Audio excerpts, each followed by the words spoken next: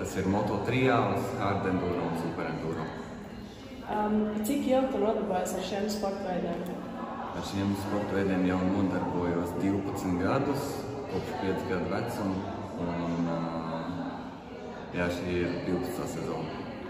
Vai tu plāno nākotni saistīt ar šiem sporta veidiem? Noteikti tāds ir mērķis – sasniegt augstus rezultātus pasaules sacensībās, lai varētu pierādīt, ka latvieši arī var. Kāpēc tu vispār sāk nodarboties ar šiem sporta veidiem? Es sāku nodarboties ar moto triālu, tāpēc, ka tas mums tā kā ģimenē ir tāds. Mēs visi braucam ar motocikliem, visi nodarbojamies ar motosportu. Tētis jau bija aizsācis ļoti agrā vecumā motosportu, un tad mēs visi tā palēnām sākam braukt. Kāds ir tavs tavuprāt lielākais sasniegums?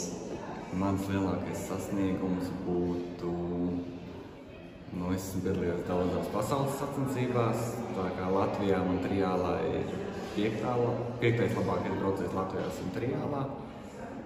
Super enduro pasaulē bija 9. vieta un hard enduro Igaunijā ziemas sezonā bija vieta čempions. Kāda ir tava spilgtākā atmiņa saistībā ar tavu sporta veidu? Mans spilgtākā atmiņa noteikti ir ļoti smieklīga.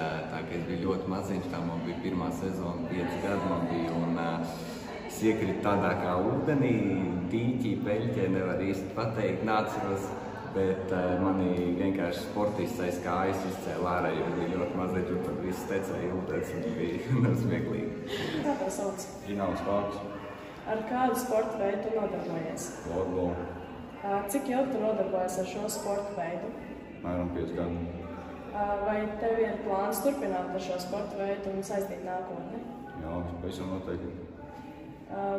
Kā tu vispār sāk nodarboties ar šo sporta veidu? Man ieteiks draugs, pēc arī sāku sportot. Kāds ir tavs lielākais sasniegums šajā sporta veidā? Tiku uz virslīgu un spēlētu 2 gadus. Un kāda ir tava spilgtākā atmiņa saistībā ar šo sporta veidu vai no treniņiem? Treneris labākais.